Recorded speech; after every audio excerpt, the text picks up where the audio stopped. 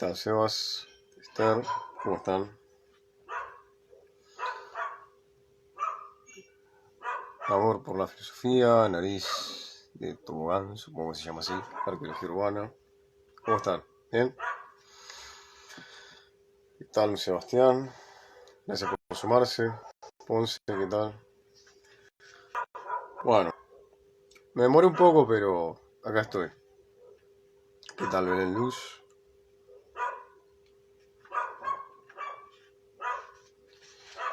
Bueno.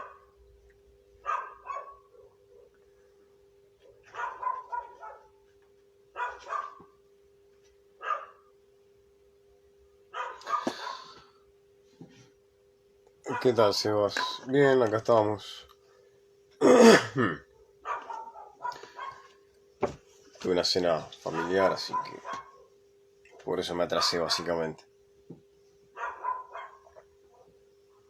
Así que bueno, ya hay 8 personas conectadas, lo que para mí es una multitud. Así que bueno. ¿Qué tal, Sique? Mariano, Sánchez Díaz. Bueno, como ya saben, vamos a hablar de el manifiesto comunista. El Kommunistische Manifest. O el título más largo, que es el manifiesto del Partido Comunista. El 21 de febrero se cumplió el aniversario. Y bueno, el vivo es en honor a este manifiesto clave, fundamental. ¿Qué tal, Sue, hermano? Vicky, Delka, ¿cómo están? Hola, Sique. Augusto Jet. El 21 de febrero se cumplió el aniversario de la publicación de El Manifiesto Comunista. ¿Qué tal, Zoe? Profe, ¿cómo le va? Un texto fundamental, no solo en la historia de la filosofía política, sino también en la historia de la humanidad. Por el hecho siguiente, nunca antes en la historia se postuló una teoría general de la revolución. Las revoluciones que se fueron dando a lo largo de la historia fueron espontáneas, fueron fruto de procesos históricos, pero que no fueron organizadas en base a un programa, en este caso un programa político que determina las acciones a tomar y demás. Por ejemplo, tenemos las insurrecciones de esclavos en el Imperio Romano, la última, la más famosa, la rebelión de Espartaco, liderada por Espartaco, que bueno, finalmente no triunfó, pero que no tenían un plan de acción. Lo mismo pasó con la Revolución Francesa, si uno lo piensa. Lo que desencadena, esto lo he dicho muchas veces, la Revolución Francesa es el aumento de los precios del pan. Obviamente, detrás de ese acontecimiento que parece muy banal, muy pueril, hay todo un proceso que hace que ese pequeño detalle, ese pequeño aumento, sea la gota que rebalsa el vaso y genere un clima revolucionario. Es en esos momentos donde los sujetos históricos que están involucrados en los procesos históricos toman cierta conciencia de su protagonismo. ¿Qué tal, Matías? Tincho 10. Entonces,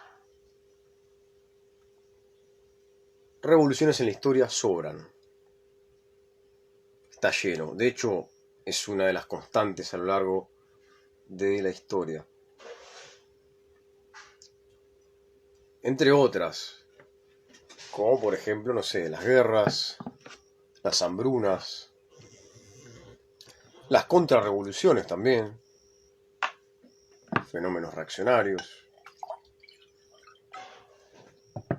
Pero bueno, esta es la primera vez en la historia que se plantea una teoría explícita de lo que es una revolución. Desde lo que el propio Marx y Engels han llamado el materialismo histórico. ¿Cuáles son las premisas del materialismo histórico? La base del materialismo histórico, la base fundamental es la propia naturaleza. Es decir, Marx y Engels parten de un sujeto natural, que como tal es parte de una naturaleza. Es decir, que al transformar la naturaleza al ser humano, se transforma también a sí mismo. Para entender esto, Marx apela al concepto de Umwälzende Praxis, de praxis inversora o que se invierte según la traducción de Rodolfo Mondolfo. Es decir que toda praxis que se lleva adelante en orden a transformar la realidad, incluso hasta en procesos básicos como, no sé, alimentarse o crear algo, implica cierto grado de inversión. Sí implica cierta subversión, cierta alteración.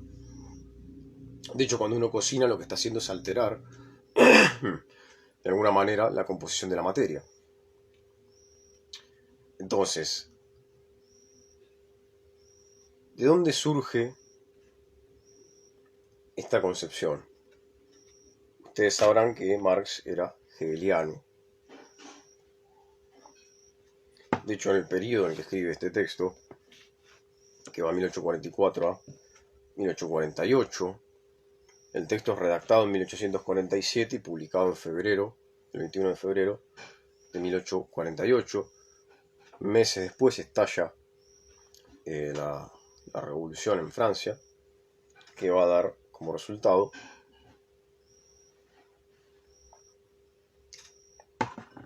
un cierto entusiasmo por parte de Marx y Engels, pero bueno, no duró mucho el entusiasmo porque luego eso no prosperó. Luego del fracaso de la revolución de 1848, Marx se encierra a estudiar durante 15 años en el Museo Británico, en Londres. El texto es el Manifiesto Comunista, para quien pregunta. Y es ahí donde descubre, en la redacción de los Grundrisse, es decir, los elementos fundamentales para la contribución a la economía política. ¿Qué tal, Carolina? ¿Qué tal, David? Son una serie de 30 cuadernos donde Marx no solo va extractando los textos que va estudiando. El método de trabajo de Marx era muy metódico. No solo leía los textos, sino que los releía, tomaba notas, extractaba a mano. Una tarea titánica. Sino que además a eso le sumaba sus propias reflexiones. Entonces es en estos cuadernos titulados en alemán Grundrisse, los elementos fundamentales para la crítica de la economía política, dicho rápidamente, es ahí donde tenemos la génesis y la estructura de su obra cumbre, que es Das Kapital, el Capital.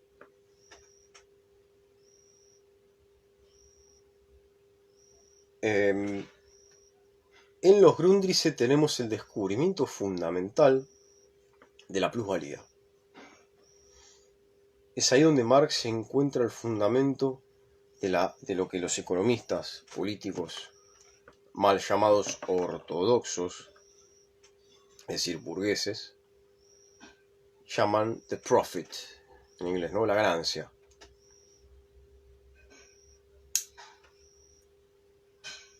¿Qué es la plusvalía? ¿Qué tal, Leonel?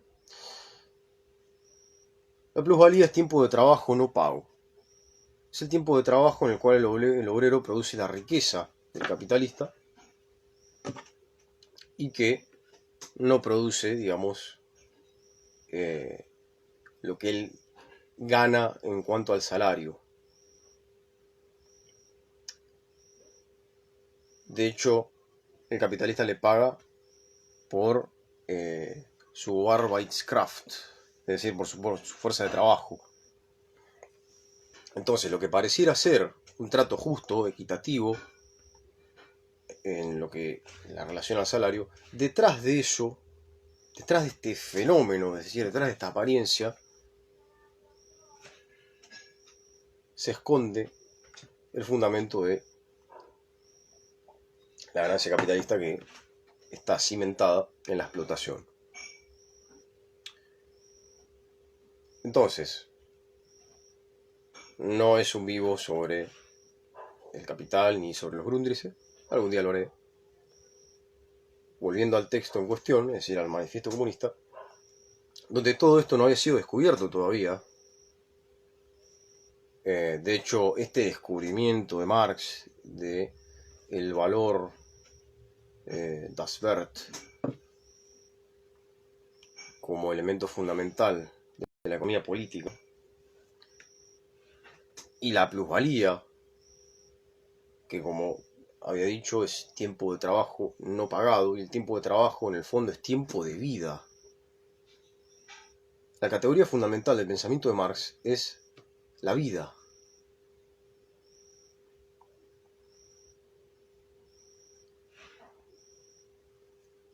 Entonces, otra de las categorías fundamentales que va de la mano con la vida es como él lo llama en alemán, lebendige Arbeit, el trabajo vivo. Él se ha hablado de que, bueno, esta teoría revolucionaria es elaborada dentro de lo que se conoce como materialismo histórico, ¿no? ¿Por qué el materialismo es histórico? Muchas veces se suele confundir, ¿no? Se suele acusar a Marx de ser un materialista, no sé, materialista a secas, al estilo, por ejemplo, de Hobbes. Hobbes, que es un pensador del que me he ocupado bastante. Hay, de hecho, un artículo en mi blog sobre Hobbes, sobre el problema de la libertad. Pero bueno, sin irme por las ramas, Hobbes plantea una obra que se titula Tinte Corpore, que toda la realidad es cuerpo. Es decir, que toda la realidad es materia. Y que entonces, trasladado esto al plano político, falacia naturalista mediante, que es una falacia naturalista. Para los que no entienden la palabra falacia, la falacia es un razonamiento inválido. ¿En qué consiste la falacia naturalista? En pasar de modo arbitrario, es decir, injustificado, del orden de la naturaleza al orden de la historia, la política o a otros órdenes en general.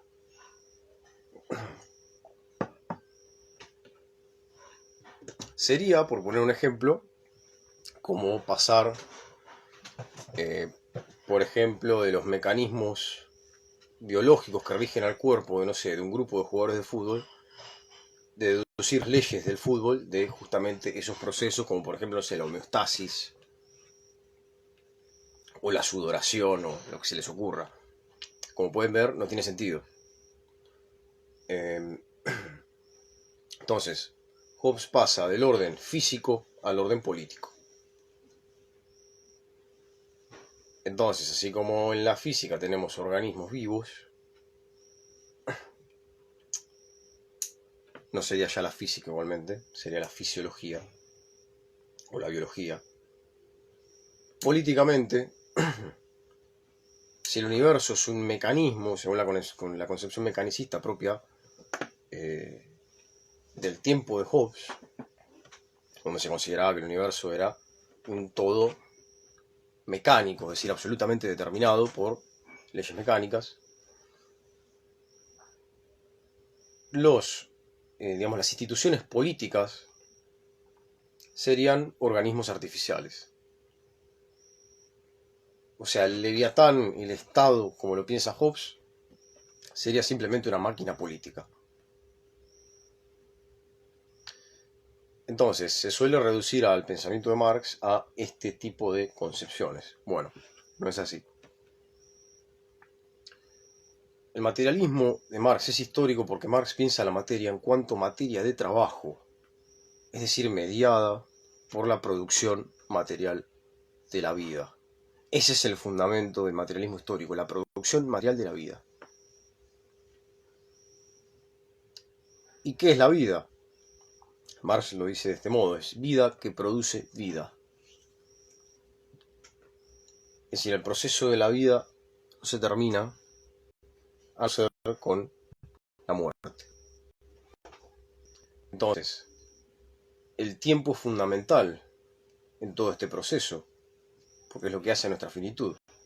Ya Kant nos enseñaba que el tiempo es la condición formal de todos los fenómenos, es decir, que todo está sometido al tiempo. Nuestra vida, por supuesto, no iba a estar a salvo.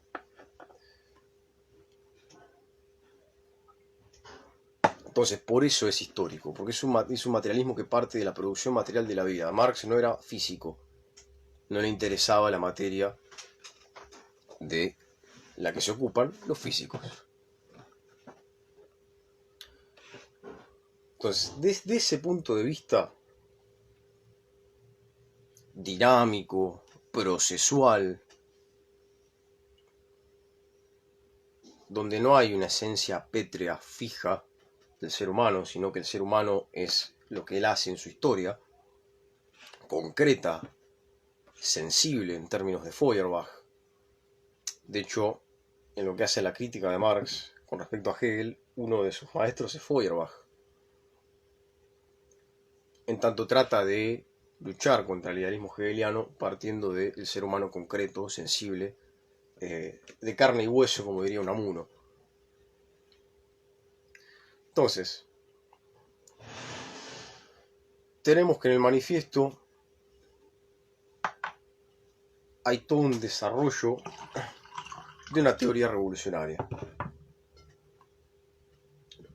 donde se perfilan algunas tesis que luego van a ser reformuladas a la luz de la experiencia, de nuevos descubrimientos por parte de Marx.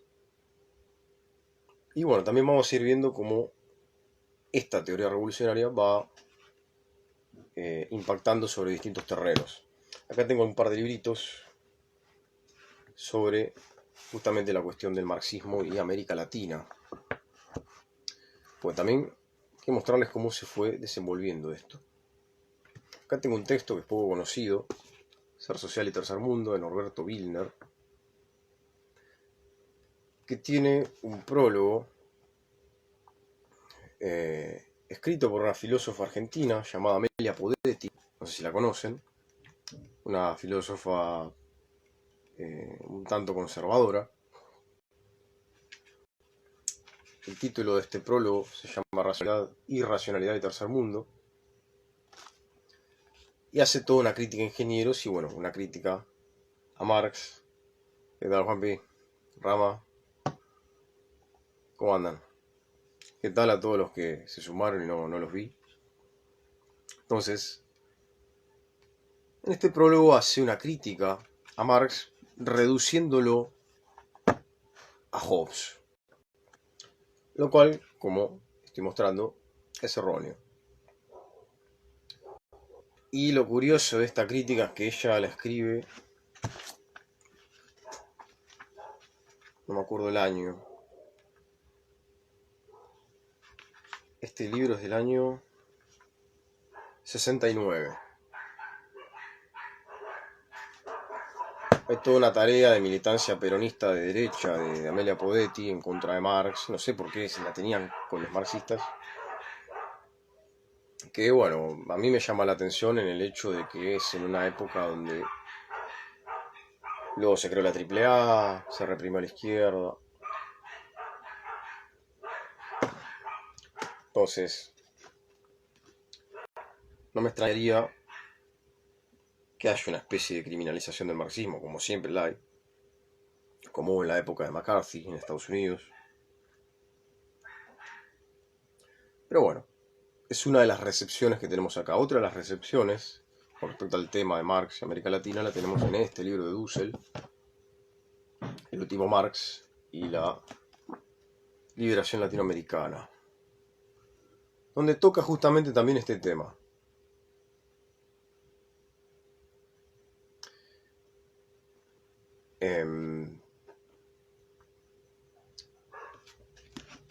¿Dónde está explícitamente esta problemática planteada? En la disputa que tiene Marx con los populistas rusos. Entre ellos, una gran militante rusa de los populistas. De hecho, entre los populistas estaba el propio Lenin. De hecho, Lenin, antes de ser marxista, era un populista ruso. Y bueno, ahí hay una cuestión en torno al problema de la universalización de la etapa capitalista. Porque lo que se planteaba, y esto nos sirve a nosotros para pensar el marxismo desde América Latina, que si, como se pensó en un determinado momento, desde el marxismo, que la historia es lineal, que no es una versión estrictamente marxista de la historia, ya lo vamos a ver. De hecho, hay una nota importante en la edición francesa del tomo 1 del Capital, que la traducción no la hizo Marx, le encomendó la traducción a un traductor, sí la revisó él y le eliminó pasajes y demás porque no confiaba en las capacidades intelectuales de los franceses. Ese es un prejuicio medio germano. Pero bueno, en esa nota al pie él aclara que el desarrollo de la acumulación originaria que tenemos en el tomo 1 del Capital, en el capítulo 24, lo tengo a mis espaldas el libro, solo es válido para Europa Occidental. Es decir, que no es válido para otras latitudes. Con lo cual Marx de alguna manera toma conciencia de que lo que él había planteado en un momento es solo válido para Europa. Es decir, que de alguna manera no podríamos achacarle un cierto eurocentrismo. El que sí terminó afirmando esta vía férrea, esta especie de linealidad fatal de la historia, donde, bueno, lo que viene luego del capitalismo es necesariamente el socialismo, y todas las etapas anteriores históricas fueron necesarias, y por lo tanto, si la etapa anterior al socialismo es el capitalismo y es necesaria para que venga el socialismo, entonces se termina justificando como un mal necesario el capitalismo y, bueno, el desarrollo de su mercado mundial, que es una de sus tendencias, como bien se expresa en el propio manifiesto, desde la conquista de América. Entonces pareciera que hay una especie de justificación indirecta del imperialismo. Podemos ver que, según lo que acabo de decir, pero bueno, vamos a verlo bien en las propias palabras de Marx, no es así. Pero bueno, el que sí terminó afirmando esta vía férrea es Engels, que tristemente termina celebrando la conquista y colonización de México por parte de Estados Unidos.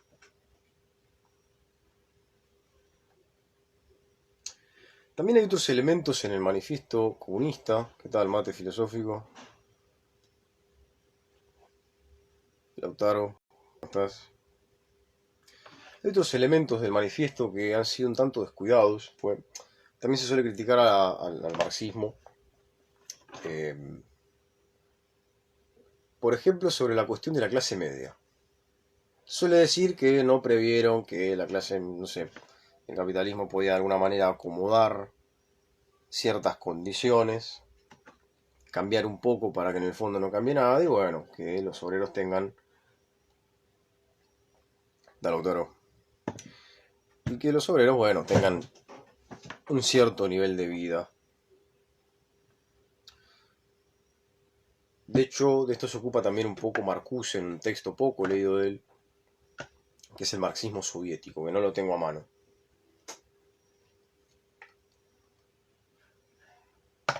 Será tema para un próximo vivo. Entonces, bueno, pareciera que no vieron esto. En realidad sí lo vieron y lo vieron muy bien. De hecho, acá en el propio manifiesto, año 1848, les leo una parte, donde se habla de los estamentos medios, lo que hoy llamaremos la clase media. ¿Qué tal, Nahuel? Dice, los estamentos medios el pequeño industrial, el pequeño comerciante, el artesano, el campesino. Todos ellos luchan contra la burguesía para salvar de la ruina su existencia como tales estamentos medios. No son pues revolucionarios, sino conservadores. Más todavía, son reaccionarios, ya que pretenden volver atrás la rueda de la historia. Y la historia, lo único que vemos nosotros es que siempre avanza, pero nunca retrocede. Son revolucionarios únicamente por cuanto tienen ante sí la perspectiva de su tránsito inminente al proletariado. Esto lo está diciendo Marx, ¿no? Junto con Engels. Defendiendo así no sus intereses presentes, es decir, inmediatos, sino sus intereses futuros, por cuanto abandonan sus propios puntos de vista para adoptar los del proletariado. Entonces, acá ya está planteada la cuestión de la clase media, que Marx, como podemos ver, la llama estamentos medios. Es lo que vemos actualmente con nuestras clases medias más o menos acomodadas. Es decir, no luchan por transformar la realidad, sino simplemente, ¿qué tal, Ivana? El extranjero mental, ¿qué tal?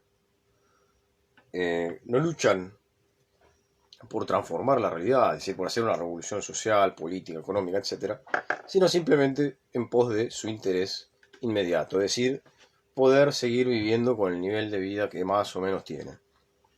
Entonces, la dialéctica de la clase media es pendular. Es decir, en determinados momentos, no sé, asume un gobierno de derecha que destruye la industria nacional, destruye las condiciones materiales de la existencia de la población, no sé, de la nación X. El ejemplo que se les ocurra, ejemplos hay muchos, y muy frescos, algunos. Entonces, como se ven perjudicados por ese tipo de gobiernos, que suelen ser liberales o neoliberales, votan un gobierno popular. Que en tanto no es revolucionario, es más o menos conservador, en cierta medida, ¿no? El tema es que cuando empiezan a crecer un poco y empiezan a dejarse fagocitar por la ideología de turno, es decir, la ideología dominante del capitalismo actual, basada en la competencia, el individualismo. El tema es el manifiesto comunista y temas afines. Empiezan a denigrar a esos gobiernos y vuelven a votar a gobiernos reaccionarios y así. Sin ser capitalistas, y esto es bueno aclararlo, que se entiende por alguien que es capitalista, simplemente una persona o un grupo de personas que poseen medios de producción. Quien no posea medios de producción, por ejemplo, no sé, una fábrica, para que se den una idea, no es capitalista. Es, en los términos del siglo XIX, proletario. Hoy diríamos un trabajador. O un obrero, o un operario, etc. Todos ellos entran de la clase dentro de la categorización general de clase obrera. Cuando se habla de clase obrera, no se hace referencia pura y exclusivamente, o de modo muy literal, a una persona empleada, sino que también abarca semi-empleados, es decir, personas que trabajan, no sé, medio tiempo, o hacen changas, desempleados también, es decir, desocupados, desocupadas, amas de casa, etc. Entonces, por más que se ramifiquen, ¿qué tal, Leonel?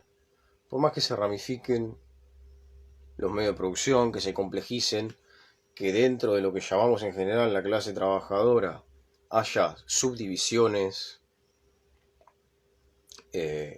o lo que fuere, la unidad de los explotados sigue siendo la misma. Es decir, la unidad de todos aquellos que tienen en común la carencia de medios de producción. Es decir, que como dice Marx, en los Grundrisse, lo único que tiene el trabajador para ofrecer al mercado es su corporalidad viviente, su cuerpo. Mercantilizado, es decir, como mercancía.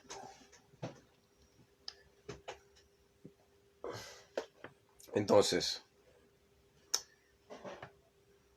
ser de clase media, si es que se puede hablar de clase media,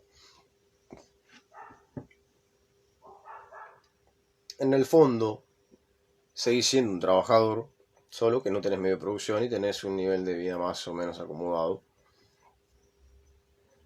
Y bueno, es esa comodidad la que de alguna manera hace que la gente se deje llevar de alguna manera o se deje enamorar por la ideología dominante de turno que dice que a mí nadie me regaló nada, que yo todo lo que tengo lo tengo trabajando y demás. Es decir, es una visión individualista, es un árbol que te tapa el bosque y te impide ver que detrás de todo lo que vos haces hay todo un proceso que forma parte de la totalidad de tu existencia.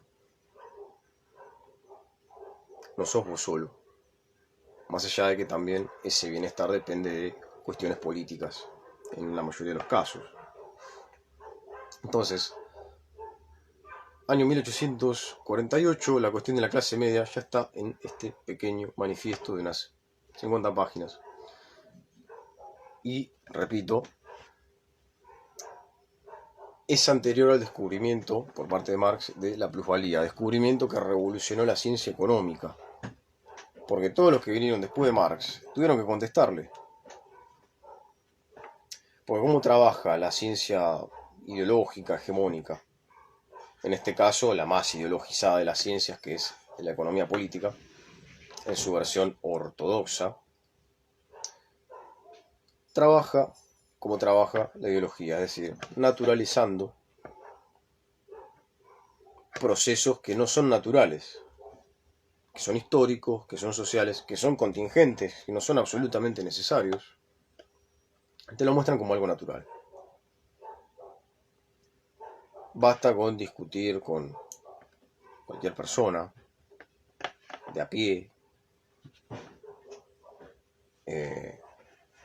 Mucha gente está convencida, por ejemplo, de que la competencia es algo natural.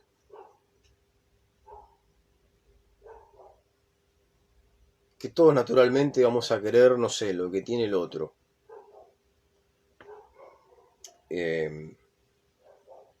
Entonces, desde ciertos discursos, más o menos articulados, en algunos casos con una apariencia de seriedad y rigor científico, ese es en el mejor de los casos, en el peor es este ejemplo burdo que acabo de dar, que de hecho me pasó en una discusión que tuve en un asado,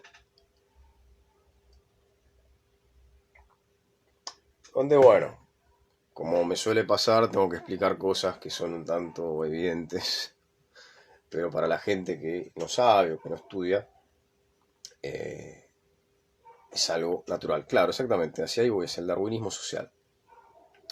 Que en realidad, a ver, pobre Darwin, él nunca dijo eso. Igual hay una reyerta ahí, entre Marx y Darwin, que es interesante.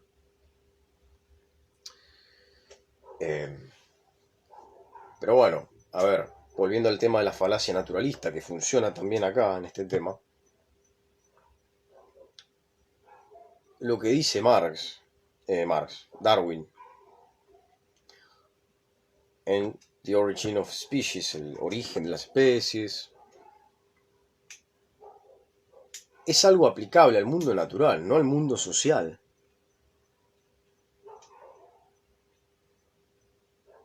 Si hay una cuestión en, bueno, cómo lo social determina, cómo la esfera o el campo social determina el campo biológico o natural.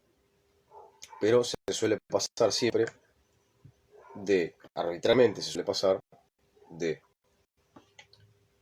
el orden de la naturaleza al orden de lo social, que es lo que se conoce como falacia naturalista. Para que ese pasaje no sea falaz, tiene que estar bien argumentado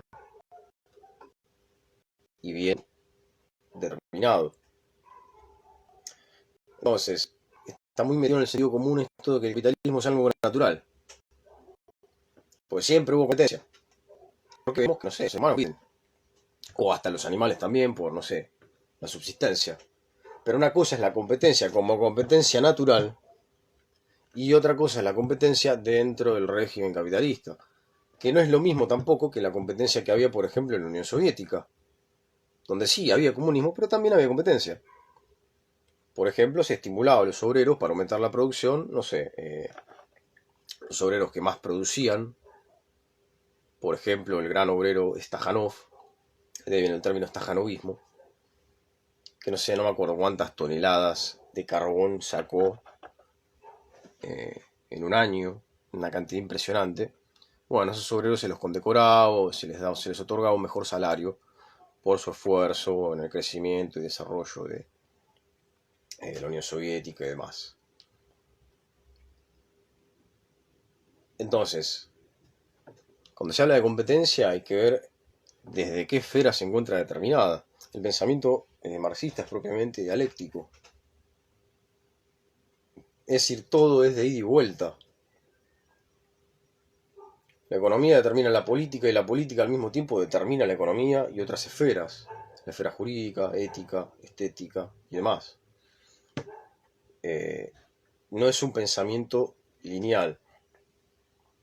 Lo que ha de alguna manera contribuido a cierta confusión en torno a esto es el prólogo a la contribución de la crítica de la economía política. Un texto que Marx publica en el año 1859. Uno de los pocos textos que publicó en vida, porque a Marx no le interesaba figurar en las prensas, sino que intelectualmente era honesto y no publicaba nada de lo cual no estuviera él absolutamente seguro. De hecho, El Capital tiene unas 5 redacciones.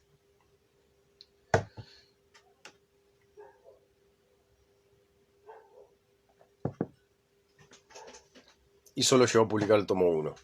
El tomo 2 y 3 son producto. Son producto de la edición de Engels, que también llevó a cabo una labor monstruosa.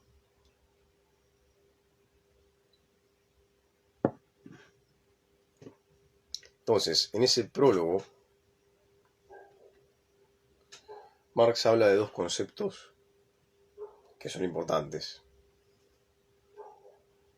que han sido traducidos como base 1 y superestructura. En alemán se dice Überbau.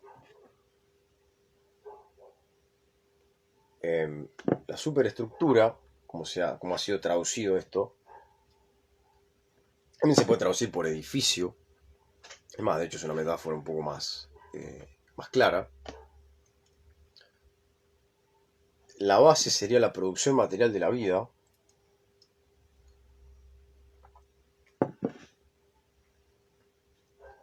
La superestructura sería lo que depende de esa base, es decir, de ese determinado estadio de desarrollo, no solo de las fuerzas productivas, sino también de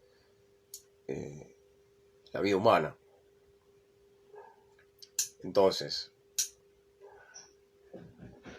la relación entre ambas, entre base por un lado y la superestructura jurídica, política, estética, ética, religiosa, etcétera, etcétera, no es lineal. ¿Qué tal, Jorge? ¿Qué tal a todos los que se sumaron? Que no los vi. Es dialéctica. Es un movimiento que va en espiral, donde todo está conectado con todo. No hay una relación lineal absolutamente determinada. No.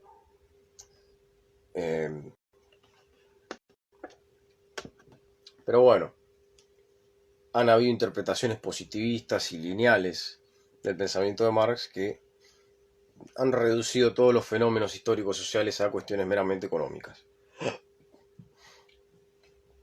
Pero bueno, Marx no cae en ese reduccionismo.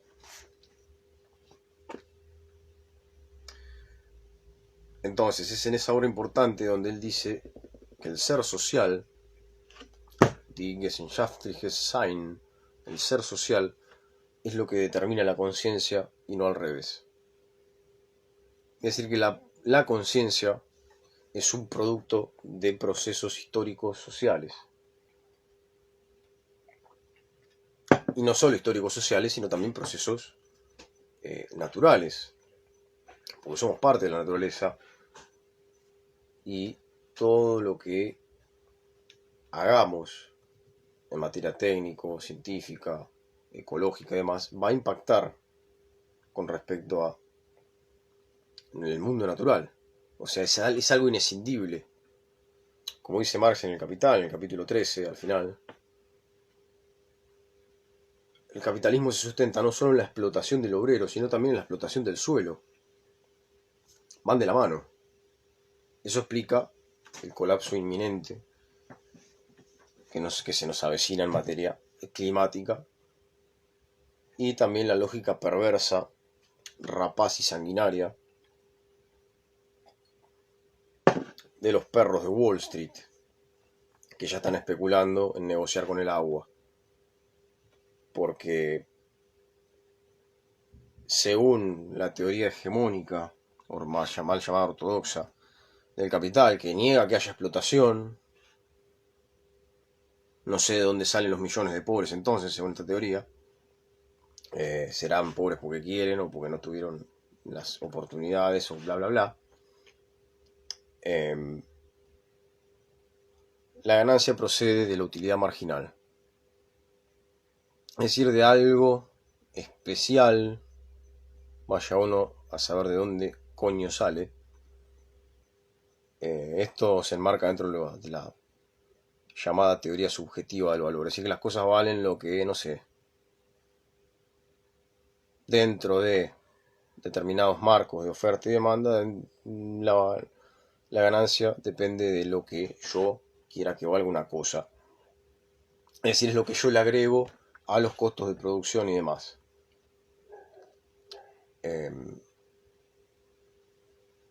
Entre otras cosas, lo que hace que exactamente, la explotación sin límites de recursos que son finitos, o sea.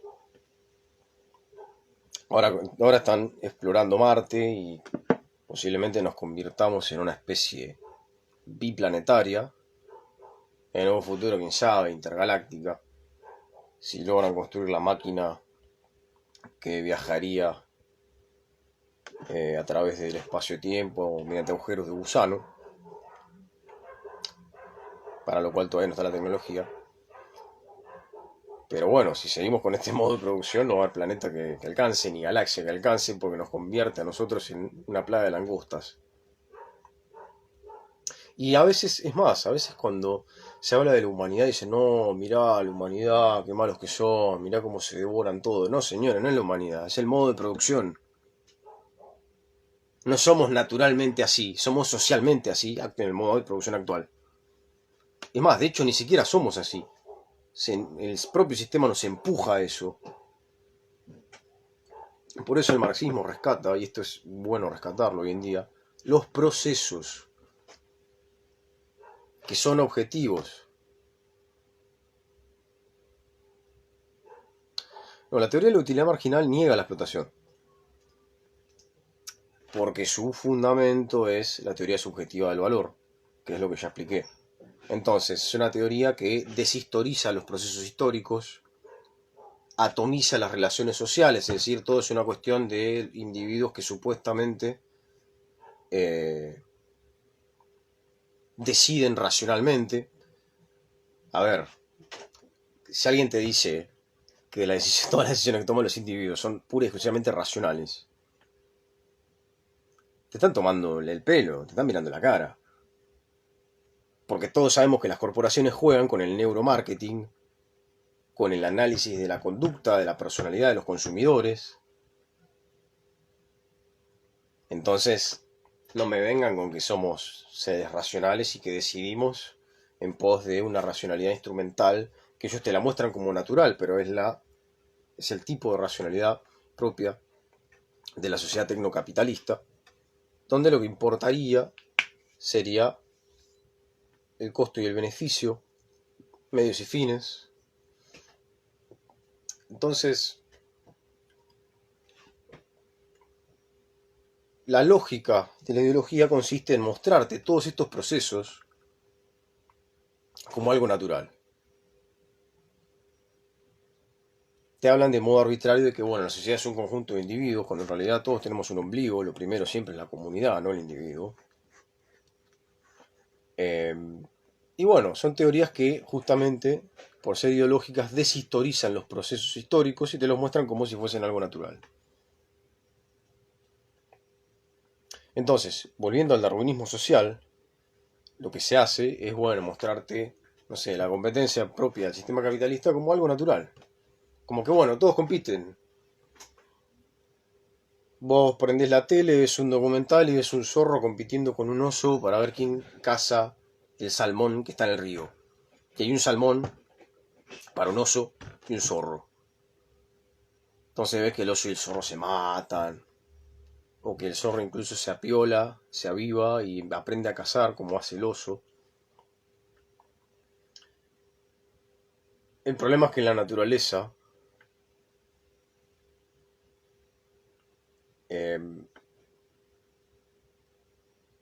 podríamos decir que no hay libertad. No hay un orden político en la naturaleza, porque la política no es algo natural. Las abejas, por ejemplo, tienen un tipo de organización que podríamos llamar desde nuestra mente, desde nuestra experiencia histórica, monárquica. Es decir, hay clases, las ovejas obreras, los zánganos, la oveja reina, que es la que mantiene la unidad de toda la colmena, y demás. Pero ese orden, en tanto que es natural, es instintivo, no es arbitrario. En cambio, los órdenes políticos, sociales, históricos, sí. Somos hijos de una relación carnal entre el azar y la necesidad. Estamos en el medio. Estamos entre lo uno y lo otro. En cierto modo, un poco más allá. Claro, exactamente. Entonces, el darwinismo social es una aberración de la teoría darwinista.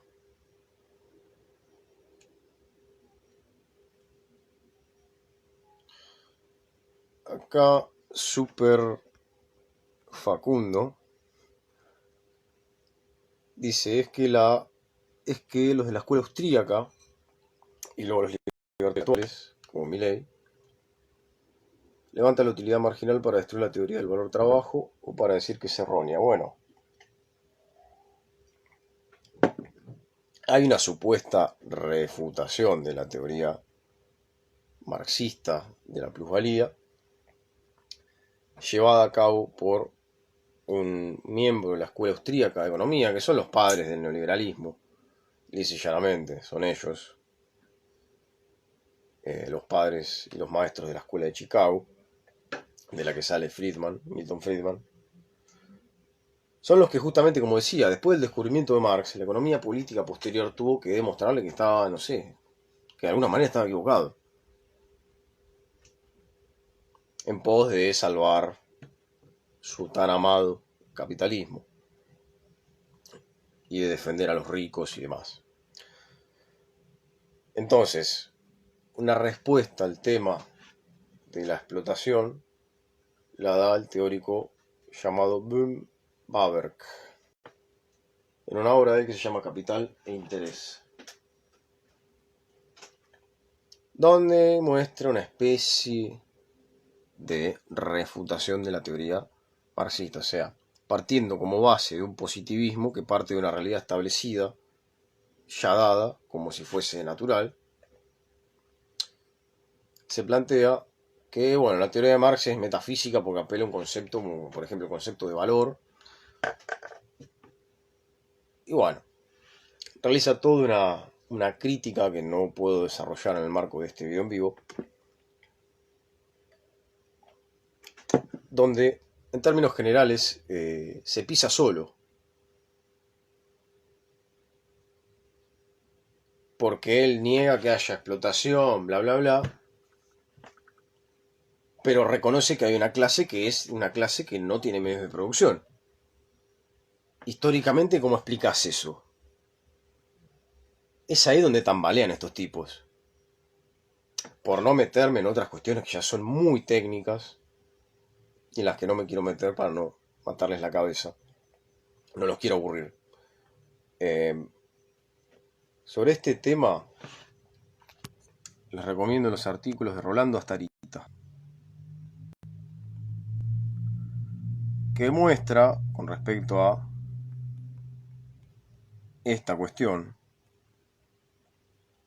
es decir, lo que se conoce en términos técnicos como teoría neoclásica del valor o teoría subjetiva del valor. Este economista argentino ha hecho una serie de trabajos interesantes en ese sentido. Y bueno, entre otras anécdotas cuenta que los profesores de macroeconomía le pedían a él que por favor no expusiera la crítica de la Escuela Económica de Cambridge, liderada por Serafa, entre otros teóricos.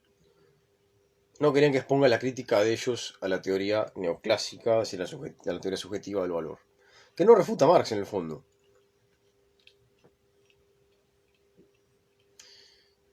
Pero bueno, ese ya es un tema un poco más complejo, pero a grandes rasgos, estos tipos no pueden explicar cómo es que hay una clase poseedora de medio de producción y otra desposeída. Y justamente sus explicaciones, partiendo del individualismo metodológico, considerando que el individuo es racional por naturaleza y la sociedad es un conjunto de individuos y bla, bla, bla. Cuando uno aplica y muestra el trasfondo histórico, no te pueden explicar cómo es que hay cada vez más pobres, cómo es que hay personas que no tienen medio de producción. No te lo pueden explicar.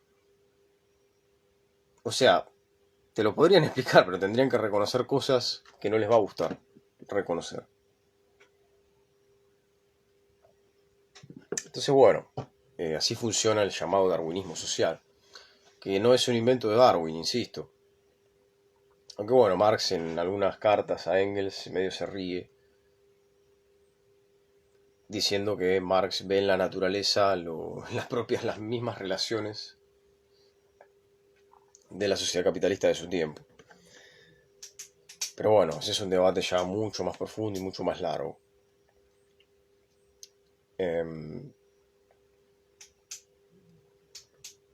De hecho, una de las influencias que tiene Darwin es Malthus. En su famoso ensayo sobre la población, Malthus plantea que sí, exactamente, o sea, responsabilizan al desposeído de su propia pobreza. Ahí tenés ya el fundamento de la porofobia. Entonces, Malthus es una de las fuentes que maneja Darwin a escribir, o sea, es una de sus grandes influencias. En su ensayo sobre la población, Malthus dice que, por ejemplo, las poblaciones crecen en proporción aritmética, en cambio los recursos crecen en proporción geométrica. Es decir, donde hay, no sé, 2 papas hay 4 personas. Y donde hay 4 papas hay 8 personas y así, entonces siempre va a haber un grado de escasez. Y esa escasez sería lo que hace que las cosas valgan más. Entonces, bajo esa lógica perversa, desde Wall Street piensan, el agua es un recurso finito, está escaseando, entonces todos nosotros nos vamos a matar por el agua. Entonces, hay que luchar por privatizar la mayor cantidad de agua que se pueda. Entonces, cuando todos estos miserables nos vengan a comprar, les vamos a poner el precio que queramos. Porque el agua es nuestra. Y es nuestra porque nos la quedamos.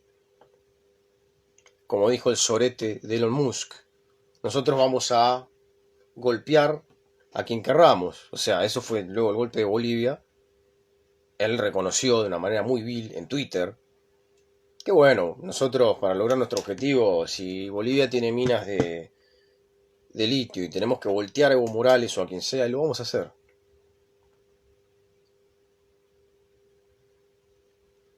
Y hay gente que defiende a estos tipos. Entonces, a la clase capitalista no le importa nada, no le importa la vida, no le importa el planeta, no le importa si tienen que matar a un tipo o apoyar a los nazis o a los fascistas como lo hicieron en su momento. No les importa absolutamente nada. Solo, sí, su dios, su deidad, Mamón, el dios dinero, el capital. Tocales todo menos el aumento o disminución de su tasa de ganancia. Entonces, son explicaciones que lo que hacen es justificar el orden establecido. Por eso se les llama ideológicas. Ahora, esto explica un poco también la vigencia del planteo marxista.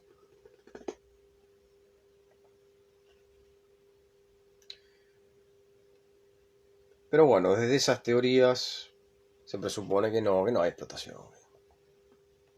Es una sensación, ¿viste? Como me dijeron una vez, si te sientes explotado, pues monta tu propia empresa. No, señor, no me siento explotado. Me explotan, de hecho. No es una sensación, no es que, oh. Pero bueno, bajo la lógica imperante, donde se individualizan las responsabilidades para ocultar los horrores o las fallas del sistema, la persona que expresa este discurso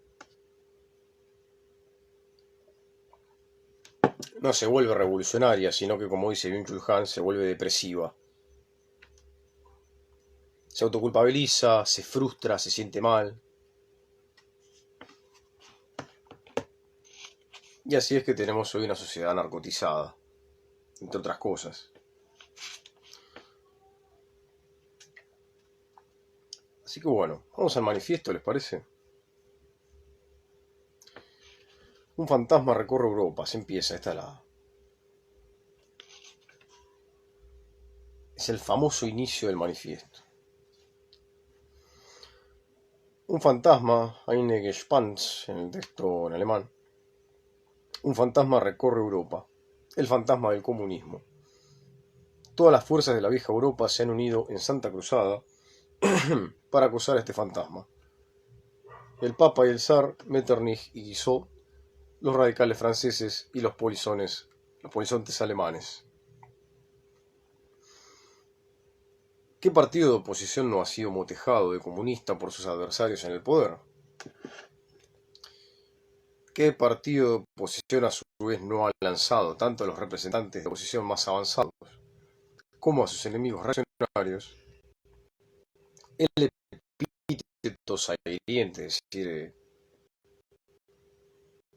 hiriente, bardero diríamos en Argentina, de comunista?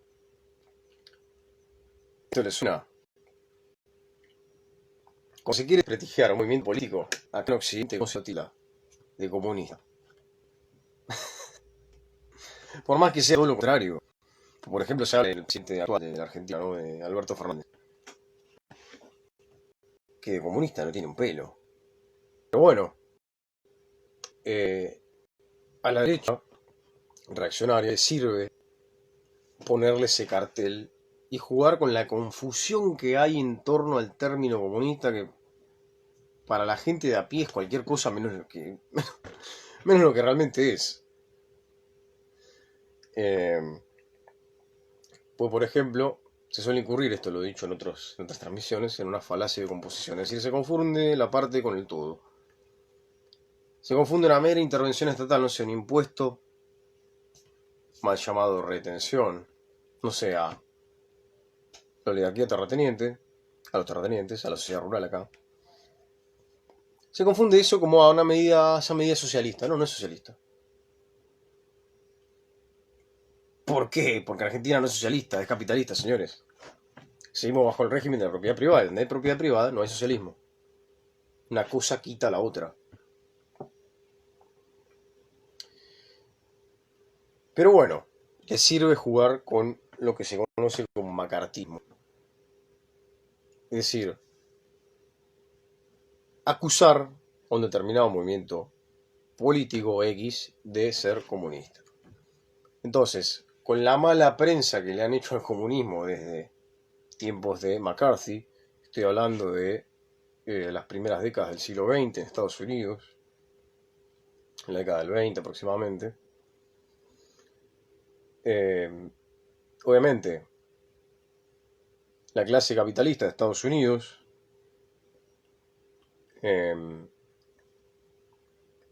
al verse amenazada por el triunfo de la Revolución Rusa y por la expansión del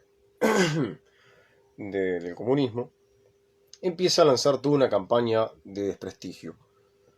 De hecho, el Partido Comunista en Estados Unidos era bastante fuerte, pero bueno, luego de esta campaña de difamación y de esta persecución macartista, que se acentuó más que nada con la venida al poder de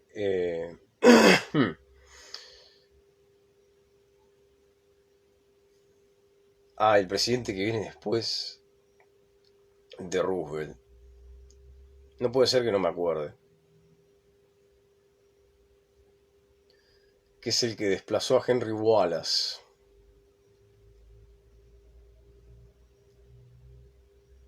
Harry Truman. Con la venida al poder de Truman, que era un tipo que de política sabía poco y nada, no tenía la capacidad y la preparación que tenía Wallace, que era el candidato del Partido Demócrata que el pueblo quería, pero que la burocracia del Partido Demócrata lo boicoteó justamente en la noche en la que se iban a elegir el candidato y puso a su propio candidato, que no era tan molesto como Wallace, que quería igual salario para mujeres, y no solo mujeres, sino también para los negros, que se oponía al apartheid, a las leyes raciales y demás. Pusieron a el orate de Truman. Voy a conectar el cargador. Chao.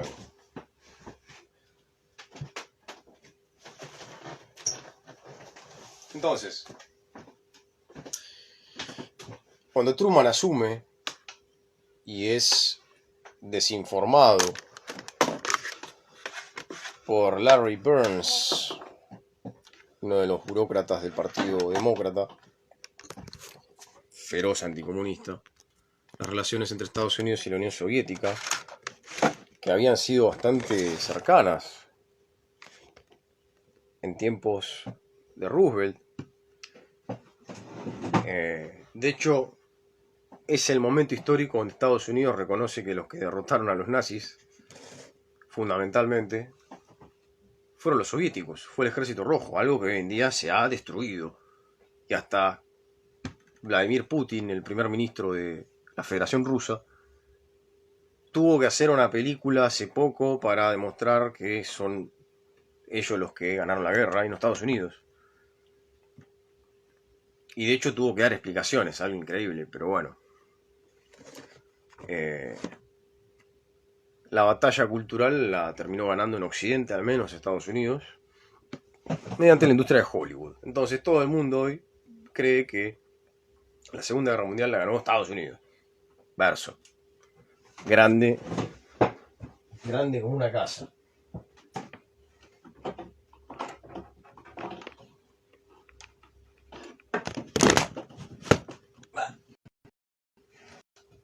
Bueno, ahí estamos, ¿no?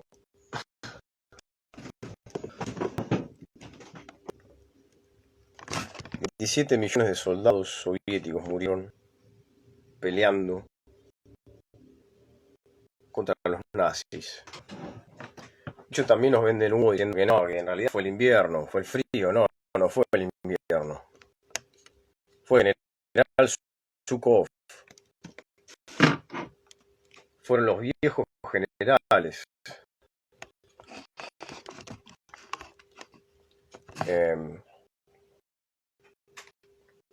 Y toda una estrategia de preparación cuando se lleva a cabo el pacto de no agresión, Molotov-Ribbentrop, que es uno de los tantos pactos que llevaron a cabo los nazis con todas las naciones, pero bueno, prestigio de la Unión Soviética se dice que de alguna manera se hace mentira. Un simple pacto de no agresión con la concesión de algunos materiales o elementos como el acero, pero fue una estrategia que sirvió a Stalin para prepararse para lo que se venía. O sea, ellos sabían que los impactaron temprano, y es lo que pasó. Pero bueno, la campaña macartista empieza a criminalizar al comunismo a través de los medios de comunicación, a través de todos los medios posibles, y el Partido Comunista de Estados Unidos empieza a perder militantes, empieza a perder fuerza, al punto de quedar diezmado. Y es así que en el corazón del capitalismo, que es Estados Unidos,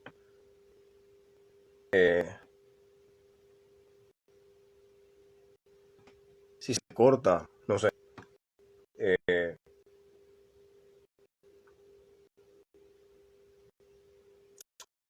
Se corta la transmisión. Bueno, entonces en el corazón del capitalismo, o sea, en Estados Unidos, donde tenemos a Wall Street, a las grandes corporaciones,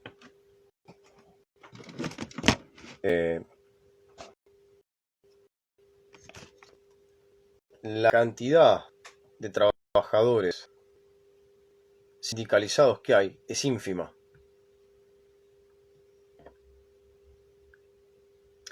Y lo que pasó con Wallace hace ya muchos años se repitió hace poco con el candidato Bernie Sanders.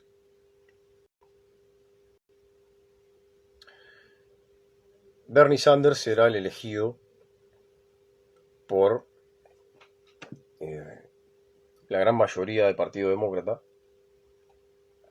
como candidato a presidente.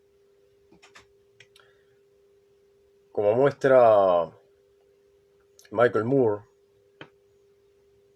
en uno de sus tantos documentales, la elección fue boicoteada.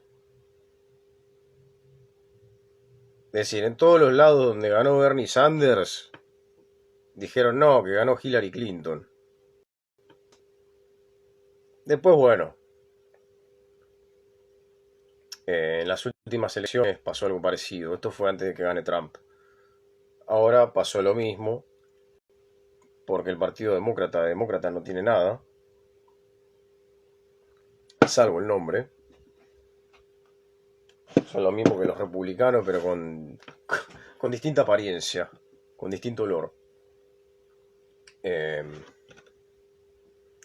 Bueno, lo limpiaron a Bernie, que es el único que pide, o que iba a luchar al menos, por la salud pública. En Estados Unidos no hay salud pública. 50.000 personas mueren al año por algo tan básico como tener salud pública, que lo tenemos nosotros, que no somos la gran potencia. Pero bueno, está tan podrida la cabeza de Estados Unidos, de las personas en Estados Unidos, por el poder hegemónico, que se creen que haya salud pública es comunismo. O como decían arriba, se creen que ponerte un barbijo es comunismo. Entonces, es un desastre. Entonces, bueno, a todo lo que no entienden o no les gusta le llaman comunismo. Entonces, el macartismo también tiene otras vertientes, como la de los partidos, no sé, por ejemplo, fascistas, que identifican a la izquierda y la derecha y te dicen que la izquierda y la derecha son lo mismo, agarrando de los pelos, no sé, determinados hechos históricos donde por ahí coincidían en oponerse a un enemigo en común, pero no tienen nada que ver en sus ideologías. Pero bueno, te dicen que son lo mismo, es mentira. Pero bueno, es otra especie de macartismo y de criminalización de la izquierda, discursos de odio.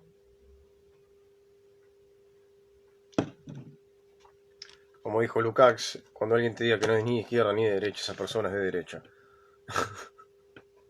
Por lo general, al menos. He escuchado anarquistas decir eso, pero bueno, sería otra discusión. Entonces, esto que refleja... Sí, Biden... Lean los artículos de Atilio Borón sobre el trasfondo, el trasfondo de Biden, la historia que tiene atrás Biden. Es otro cerdo reaccionario, igual que Trump. Solo que, bueno, están disfrazados de progresismo, entonces pareciera que son mejores. No, son lo mismo. Al menos puertas afuera. Puertas para adentro, no sé, quizá no sea tan grave como Trump. Lo de Trump era un peligro. Pero bueno, por más que el presidente de los Estados Unidos sea blanco, sea negro, como Obama, o sea una mujer, o quien sea, gobiernan para la clase capitalista y van a seguir haciendo los negocios del Pentágono, de Wall Street y de las corporaciones, que son los que realmente gobiernan ahí. Y por qué no decirlo también en el mundo. Organizando golpes de Estado, interviniendo en países. De hecho, acá hablaban de los libertarios. Bueno, los libertarios acá están bancados por la Fundación Atlas. Una de las maneras que tiene el imperialismo actual de meterse en otros países es a través de famosas organizaciones no gubernamentales. Son organizaciones apartidarias supuestamente, sin fines de lucro, en fin, tienen todo un buen disfraz. Pero que bueno, son tremendamente intervencionistas.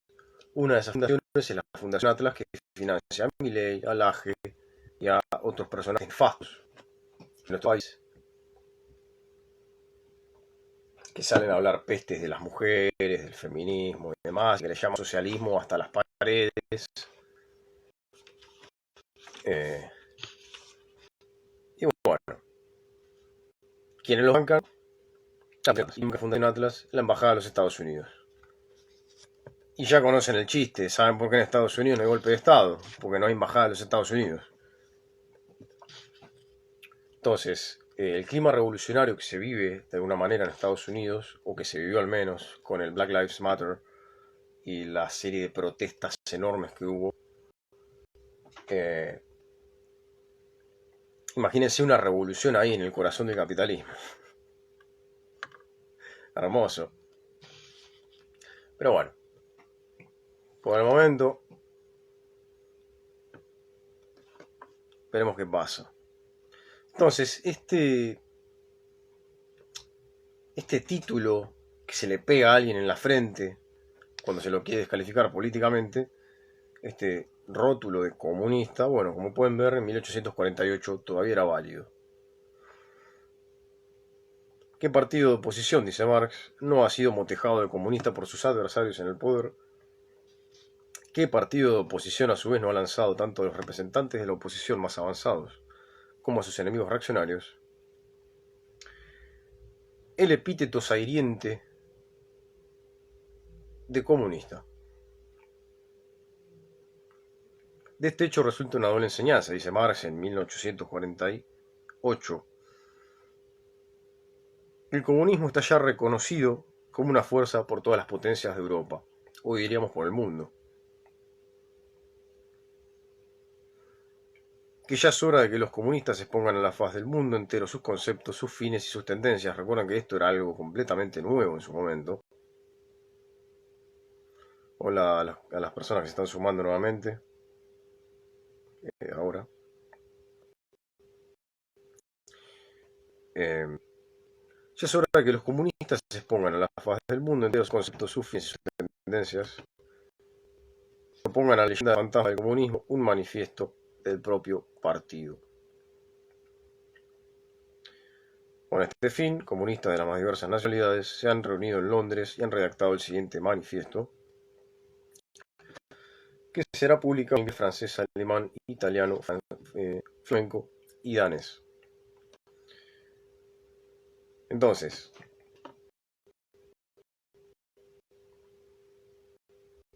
¿por qué Marx usa la figura del fantasma? Como les había mencionado en el texto original alemán, la palabra es Gespenst. Fantasma es una presencia espectral. Es decir, no es del todo una presencia. Estaría entre la presencia y la ausencia. Es algo que se despresenta en términos un poco más complejos. En términos más llanos, sería una posibilidad política, una especie de amenaza. Es decir, que en algún momento va a materializarse. Y acá el manifiesto empieza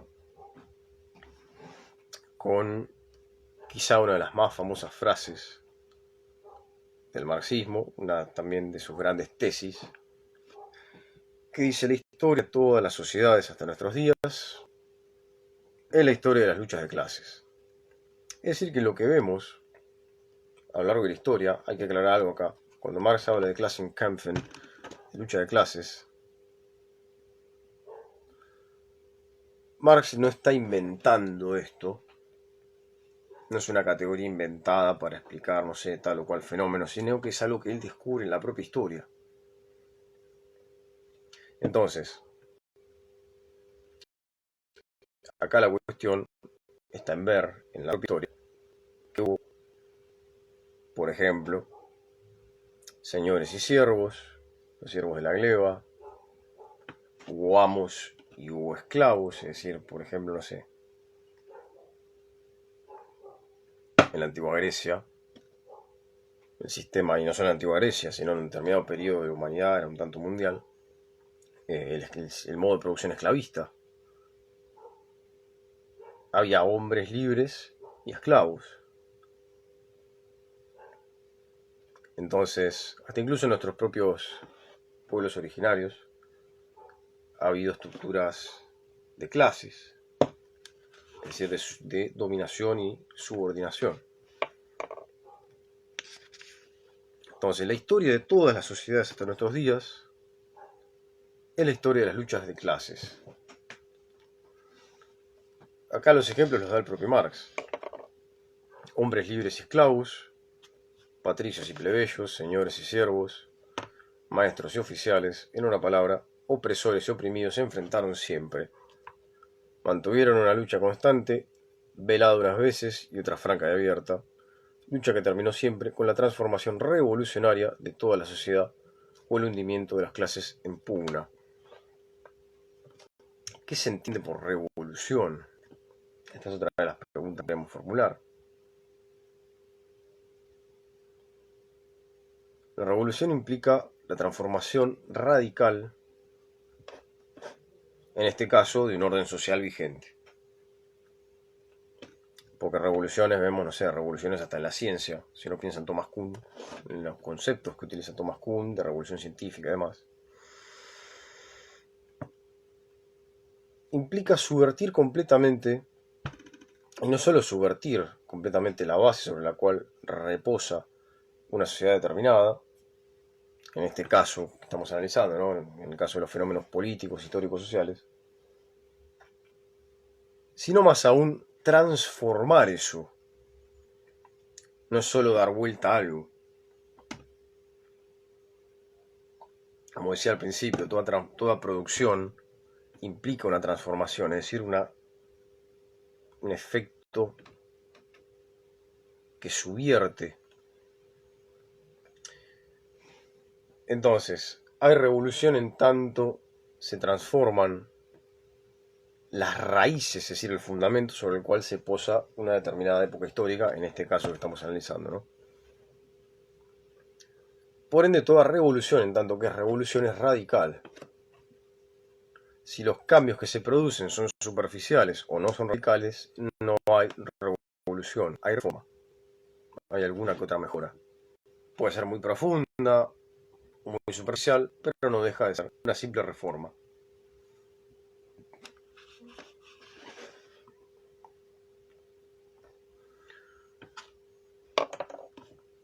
En las anteriores épocas históricas encontramos casi por todas partes una completa diferenciación de la sociedad en diversos estamentos, una múltiple escala gradual de condiciones sociales. Lo que vemos también, cabe aclarar, es que hay una clase determinada que se queda con el excedente de la producción o con los medios de producción, y que es por eso que oprime a las demás, lisa y llanamente. Entre otros mecanismos, como también los ha habido, tales como la guerra, el uso de la fuerza. Momento, dice el docente indecente. Entonces la revolución de la alegría no era una revolución. No, señor. Es un eslogan del neuromarketing para pudrirle la cabeza a la gente y que voten a Macri. Lisa y llanamente. La revolución no es un estado de ánimo. Es una cuestión material y objetiva. Y también subjetiva, obvio. Porque sin voluntad revolucionaria tampoco hay revolución. No basta con que se den procesos revolucionarios. Qué sé yo, los peronistas hablan, por ejemplo, de revolución justicialista, pero no hicieron ninguna revolución. Sigue habiendo capitalismo. Humanizar al capital implica reformarlo o controlarlo a través del Estado en favor de las clases oprimidas. Porque, a ver, intervención estatal hay siempre. Los libertarios tienen una especie de mente esquizofrénica donde el Estado burgués, el Estado capitalista los oprime. A ver, señores, les están haciendo todo el negocio. No sé de qué se quejan. Se quejan cuando viene un gobierno popular y beneficia a las clases oprimidas. Esto ya lo explicaba Aristóteles en el libro primero y tercero de la política. De hecho, para Aristóteles la democracia es un tipo corrompido o corrupto o desviado de forma de gobierno, ¿no?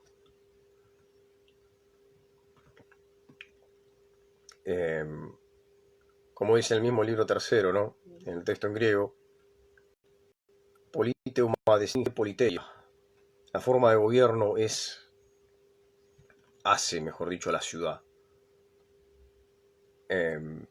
Entonces, la democracia para Aristóteles es un tipo desviado de forma de ejercicio del poder o de gobierno, en tanto para él beneficia a los pobres y perjudica a los ricos. O sea, el planteo aristotélico es eminentemente conservador porque plantea que tiene que haber una especie de equilibrio. Ni sacarle a uno ni sacarle a otro. No plantea una revolución social ni se cuestiona el tema de los esclavos. De hecho, él dice, el esclavo es una herramienta que habla y listo, ¿no? En fin, esa sería otra cuestión. Entonces, los liberales, que se mal llaman libertarios, le han quitado el nombre a los verdaderos anarquistas, lloran cuando el Estado interviene en favor de las masas populares y no en favor de los ricos. Cuando intervienen para ellos, no dicen ni mu, no se quejan, pareciera que no habría intervención estatal. Porque si fuesen consecuentes tendrían que decir, no, que el Estado no me rescate la empresa. Dejen que me funda. Listo. No me pague los sueldos, no me estatice la deuda. No se quejan. Tampoco lloran cuando ellos mismos son los que expropian empresas estatales a precio vil con negocios corruptos con el Estado, como pasó acá con Menem. Pero que el Estado no quiera expropiar una empresa porque, no sé, porque son unos estafadores y unos corruptos como Vicentín. Ahí sí salen, no queremos comunismo, como si eso fuese comunismo, o sea, es una medida política común y corriente. Pero bueno, Como pueden ver, hay un mar, un océano gigantesco de confusión que, bueno, trato y los que están conmigo tratan de aclarar un poco. Entonces, una cosa es la reforma, otra cosa es la revolución. La revolución es radical.